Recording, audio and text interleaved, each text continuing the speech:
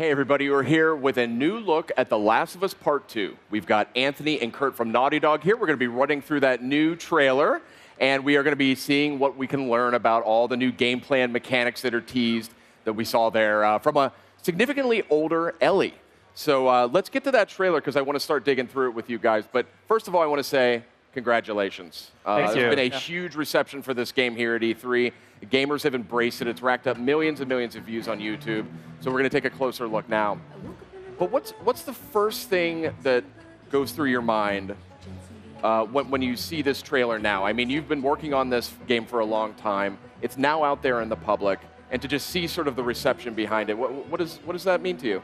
So the whole team has just been working super hard on the game and on this trailer and demo in particular. And we're just so excited to finally be able to share what we think is super amazing with the rest of the world.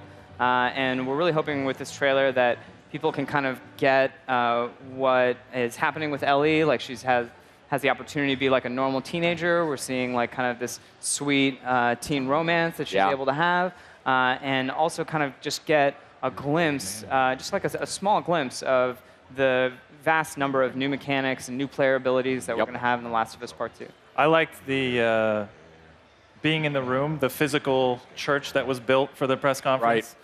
That was really rad to see the press kind of shuffling in and being very confused about what this space was. And then the record scratch and the thing, and then the black lifts, and we see the crowd seeing the room that they're in on the screen. And they're like, whoa, this is this eureka moment of like, oh, yeah, I get it. So it was really awesome.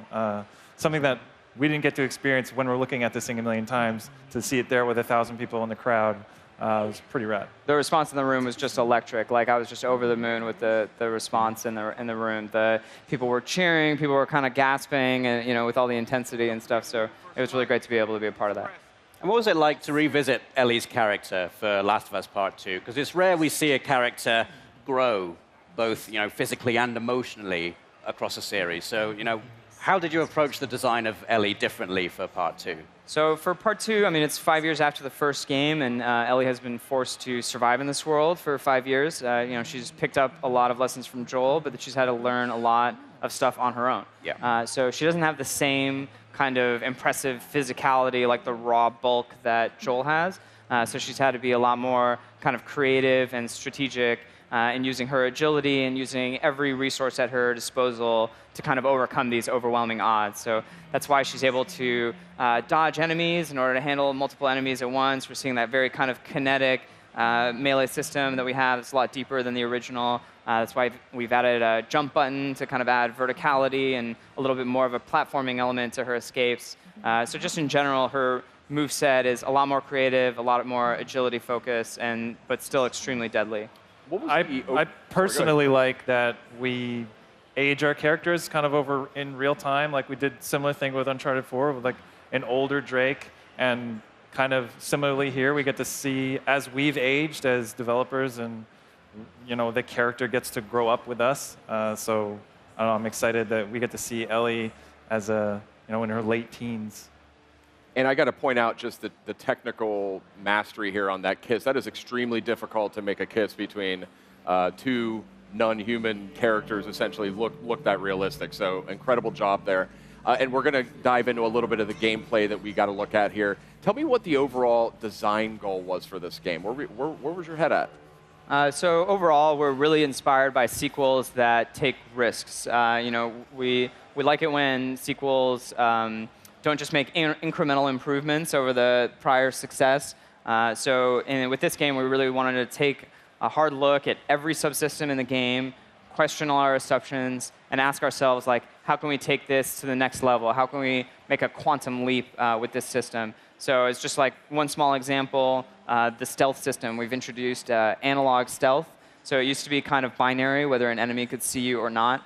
But now the combination of the stealth foliage, the foliage that Ellie is able to move through, and her stance, whether she's standing, crouched, or prone, those two factors combine to kind of influence how well enemies are able to see you. So it creates a much more nuanced, kind of deep system And we've kind of taken that same approach with melee, crafting, traversal, just across the board with all the gameplay systems. Sort of a higher fidelity in these systems that we know from The Last of Us Part 1. Both in terms of the choice that is available to the player strategically, but then that choice is represented with the Naughty Dog level of fidelity. Yep. So I mean, it's kind of like those gorgeous. two pieces, Yeah. create the experience.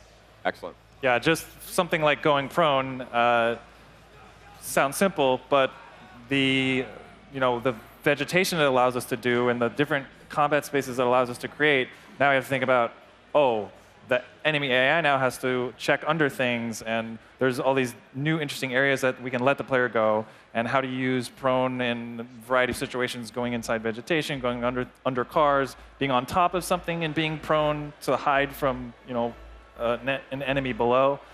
So yeah, something that's simple, and then there's like all these interesting gameplay things that we can get out of it. So it's like those, where do we get those big wins for what we can do in design and really push, give the player more breadth of strategy and options.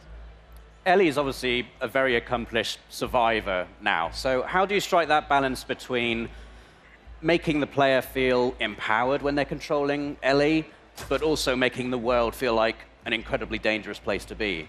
I think the thing is that we've escalated both. So you'll see that the AI is even smarter than the first game. You can see them constantly coordinating with each other, relaying the knowledge that they know about. You can see them referring to each other by name, kind of even showing the depths to which we're trying to represent these as like real intelligent humans. And then at the same time, Ellie has become even more capable, between the dodge or her new crafting items like the explosive arrow, giving you kind of this very deadly long-range option. So by bringing up both at the same time, we're both increasing the tension.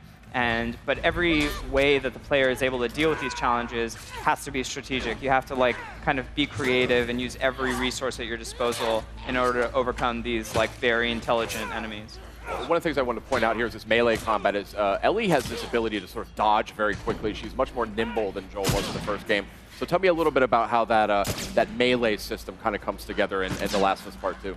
So we really, again, wanted to kind of question our assumptions about the melee system and ask ourselves, what can we do to make this deeper, more complicated? So by giving the player a defensive option, it's really like adding a whole new dimension to the melee combat. So it's almost like going from 2D to 3D. So not only does it give the player the ability to manage multiple enemies at once, it really creates just a system where you need to know when is your time to go in and when you kind of have to play defensively and back off.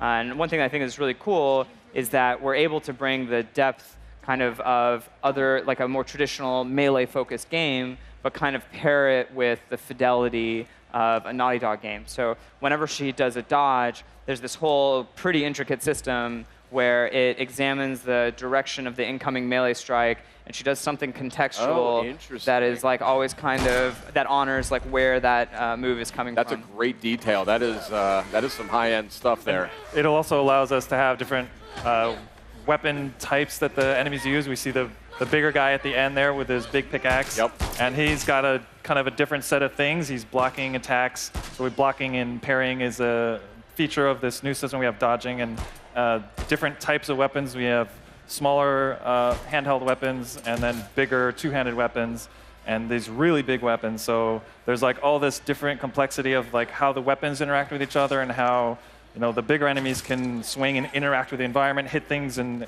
knock them off. And then, yeah, he can pick you up and throw you through the environment all systemically. So it's really exciting to really develop that in the heat of a stealth encounter. To be able to have these melee engagements it just adds another, like Anthony said, it's like going from 2D to 3D of, the depth of combat. Every time I watch this, I just see new visual details in animation and lighting that I didn't notice the last time. I mean, it seems like no matter how bad it gets in these combat situations, there's always something you can do to escape. You've always got an option. I mean, how did you design the game in such a way that it feels like that you're on the edge, but you're never completely down? So it's, again, it's a very desperate world. It's very high pressure with these very intelligent enemies. But one thing that's kind of important for people to realize about this demo is this is just one possible playthrough through this space. So I think at any given time, I think perceptive viewers will notice that like the player didn't have to go this way. They could have gone this completely other way. She didn't even have to go into this store. So kind of the combination of these very wide, kind of lush environments with the very intelligent AI that kind of is able to coordinate and react to every choice that you're making, along with kind of this new suite of player abilities. I think players are going to be surprised at kind of the very emergent, unique moments that they're able to get based on their own choices in the space. How stealthy can you be in it? Could you technically sneak through this entire area without engaging any enemies at all? I mean, one of the goals for us is we always like when you can stealth by. And, one of the pillars of this is to give the player as many options in combat, and one of those options is to not fight. Yeah. So, depending on the space, depending on the story, depending on a lot of things, but we always want to encourage, whatever play style the player chooses. And yeah, like you mentioned, escaping is like a big thing, and we always want to feel like every space has somewhere to escape to or a way out where confrontation isn't the only option. So that's kind of built into all of our levels, the hiding places and vegetation and just escape routes in general. And escape is always like kind of a critical part of The Last of Us, like kind of core combat loop. So it's about these like moments of extreme tension when enemies don't know exactly where you are. When you get discovered, it kind of explodes into action, and you're kind of like forced to like fight very actively for your life. But then with kind of the new features like the jump button or being able to squeeze through tiny gaps or prone under stuff, we've like kind of increased the depth of even just running away from your enemies. It now has kind of a lot more dimensionality to it. No, we got a quick look at the crafting menu there as well just a few seconds ago, and we heard you mention, and we saw sort of results of explosive arrow. So I'm curious what the thought process is around crafting at this point. I know you guys are still deep in development, things can change, but where are you thinking in terms of crafting? We wanted The Last of Us 1 has like a very elegant crafting system. And, for us, that core trade-off of, even just the recipes and what you can craft and how the things overlap, we've expanded it so that we can have some new elements to give the player a broader range of options, but also have these overlaps in the recipes. So even, in the heat of combat, when it's like I can craft these two things, but if I craft this, I'm going to lose this, and holy crap. Do I heal or do I make a Molotov cocktail? It's the classic example. That classic example kind of layered in more depth in the crafting system. That's terrific. Are you still looking at having, and again, this is early days, but upgradable weapons? That was something that was a lot of fun to play around with in the first game as well. Yeah, we have upgradable weapons, and like we said, different craftable ammo types. So yeah, we're going to be talking about more of the player upgrade stuff. We're rethinking again, challenging all our assumptions about player upgrades, weapon upgrades, and we'll be talking more about that in the future. With craftable ammo types, what's really cool about it is that it kind of creates this connection between the crafting system and the gunplay system. So we really like trying to bridge these gaps so that different systems can synergize and interplay with each other. Now, I don't want to get ahead of myself or anything here, but we did see human enemies in this. Presumably, the infected are still running around, making people's lives difficult. So what can you tell us about just sort of the broad strokes of how you're approaching that? So we can't talk too much about the infected, but we can say that they still are a very big threat in this world, and that we will be featuring new types of infected in The Last of Us Part 2. Cool. Good to hear. I mean, how open is the world? We saw the combat situation there, and you've mentioned that the areas are quite big, and you can approach situations in multiple different ways. Like, was that a goal of yours to make the environments feel bigger and more open? Yeah, this is the first Last of Us on PlayStation 4 and PlayStation 4 Pro. So we're taking that idea of, giving the player more options, giving the player a little more width on some spaces. It always, of course, depends on the story, depends on the tension we're trying to get in a given moment. But yeah, and also the idea of kind of seamlessness is just something we always try to push for in our games, and that extending into the layout of levels and where a combat space is and where isn't a combat space. What is an explore space? What's a combat space? Kind of blurring that line a little bit and making sure the player's on their toes as far as like where a threat could be in the world. This is something that Kurt's been pushing really hard on, which I'm a super big fan of, is this sense of like kind of never really knowing quite when a combat space ends and the next one begins. And not only does it mean that there's this very consistent sense of threat, but it really strengthens the sense of place and the sense of immersion that the player has, because you feel like without kind of the, oh, this is a combat space, this isn't, which even if it's subliminal, I think players pick up on, by kind of making it a little bit more analog, a little more seamless, you really feel like you're in these locations. It's great. Game is obviously looking fantastic, and Kurt, one thing I did want to point out as well is, you had a key role in Uncharted: The Lost Legacy, which introduced a lot of this sort of more open sandbox feel, and I would imagine that some of that would sort of rub off, so to speak, on The Last of Us Part 2. I mean, has it influenced the development of the game, or do you see them as different things? I mean, we always, every project you work on, at least at Naughty Dog, you look at that genre, you look at that game, and it's, what is the best thing for evolving that franchise? And obviously, when we work on different projects, it's not just me. A lot of almost everyone at Naughty Dog works on every single project, so everyone learns a little bit, even if it's just some tech thing or Sure. some technique of how to do something, and then it gets brought over to the next project. So in a lot of ways, yeah, like The Last of Us 1 has influenced Uncharted 4, has influenced Lost Legacy, and we just kind of keep building on what is useful and what does make sense to bring the skills that we've developed in making something for Uncharted into making something that's specifically for The Last of Us. That's awesome. So very much its own beast, The Last of Us, as it should be. Looking fantastic, looking just gorgeous. I can't wait to play it. We know you guys are still heavy in development, so we won't get into release timing yet. I know you're not ready for any of that, but Rob, do you have any final questions for our guests? I mean, I just can't wait to play it. Yeah, I mean, that's what it is for me. Like, when do I get to play? No, I think actually, the thing I'm so stoked about is, if you just look at this demo and you imagine a whole game that is like this, Yeah. I just get so excited about that prospect. Absolutely. I'm so proud of what the team was able to accomplish with this, and can't wait to reveal more about the game later. Yeah. Awesome. All right, well, thank you, gentlemen. Very impressive new look at The Last of Us Part 2. Learned a lot more about mechanics and systems and just how the game plays, and it's no surprise that it looks right up to Naughty Dog quality bar there. So great job.